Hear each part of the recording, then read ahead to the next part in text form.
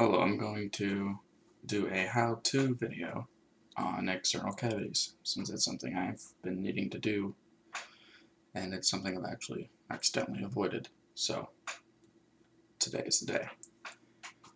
First of all, most of this you don't need.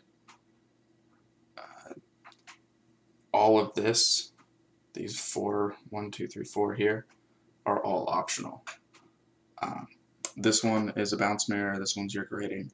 This is a focal length lens to make the spot smaller, and this is another bounce mirror that sends the output there. So you only need, in some cases, you'll only need one of these mirrors. Sometimes you'll need two. In this case, I'm trying to get red, so I need two. The rest of these are optional. The grading you'll need if you want to see the other beams. The rest of it is not needed. I'm just simply using it in this setup so you can see all the work done. And I like the way it looks. Makes me feel important having all this out, but that's just for my ego. So I'm going to start with the basics here. The only reason I'm using this particular tube is it's the only tube I have that does such drastic results with external optics. For instance, the two greens, on one I can get yellow and red, the other I can get red. That's mostly based on luck. And mirrors used. That's not really a common thing. And the only other reds I have, either A, I can't get to both mirrors, or B, nothing happens. I just can't get lines out of them for whatever reason. So that's why I'm using this particular tube, because with extra mirrors I can get up to 4 additional lines, and so it's a good visual example, since you can really see what happens. So currently I have it misaligned. Things you're going to need, you're going to need your tube, and you're going to need mirrors. One is doable depending on the mirrors that you have already in the tube. 2 is optimal. If, for instance, you have a tube where on one end it's broadband and the other end it's not, and you put a broadband in front of the non-broadband mirror, then you're now working on resonating all of those extra lines, so only one mirror is necessary.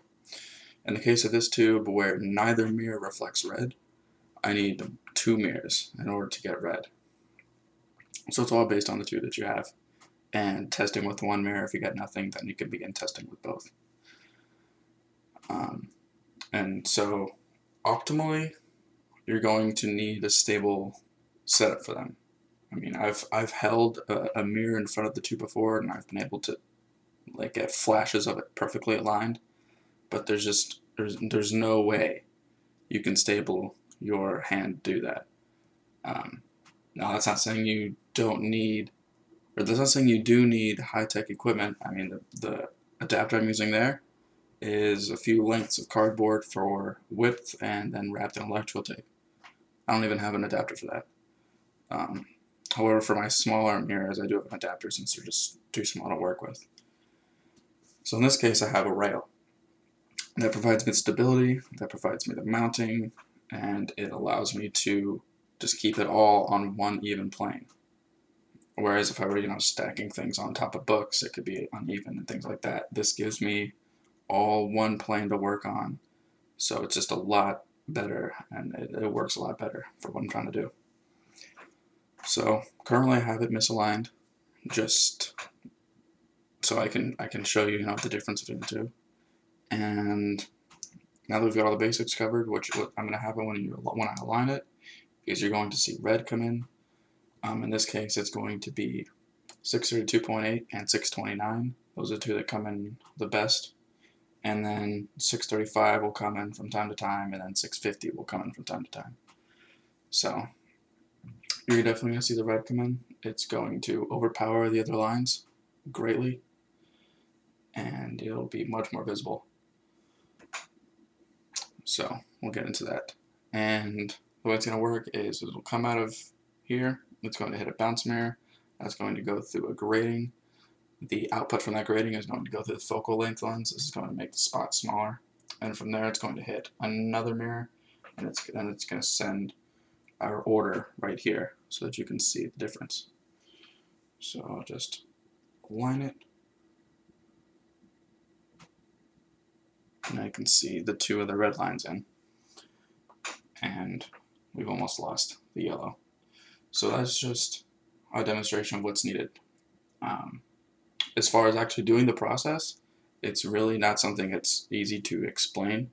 Once you get your mirrors in here, you'll develop a system.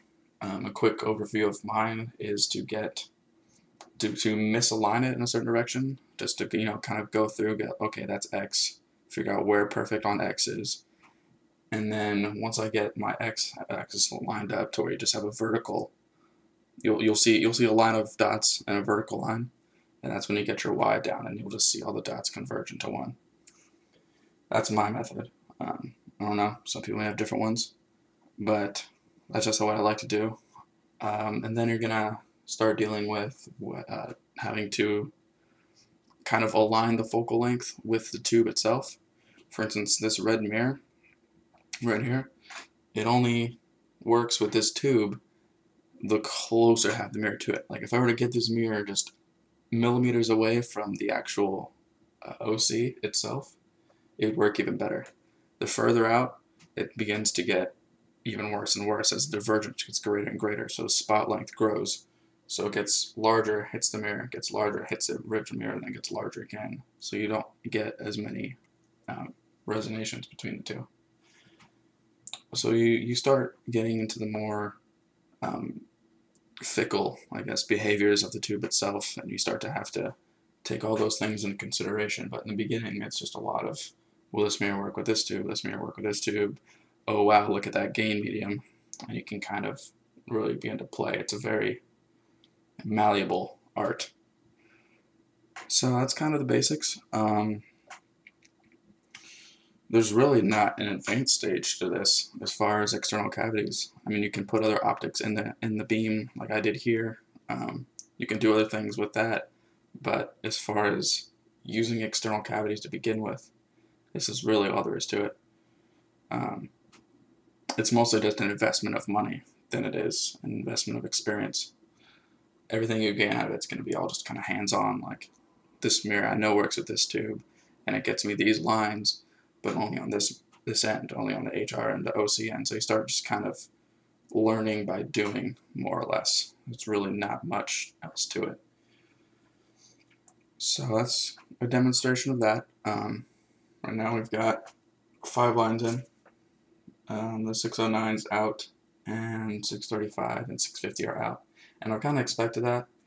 Those lines aren't too common once the tube is warmed up, and I've had this tube on for probably a couple hours, kind of procrastinating on making this video, so those aren't going to be in.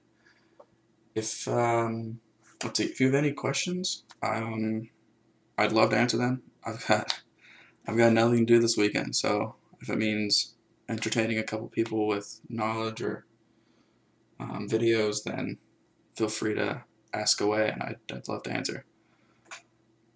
And I guess with nothing else to say or do, that concludes this video. Hope you learned something. Bye.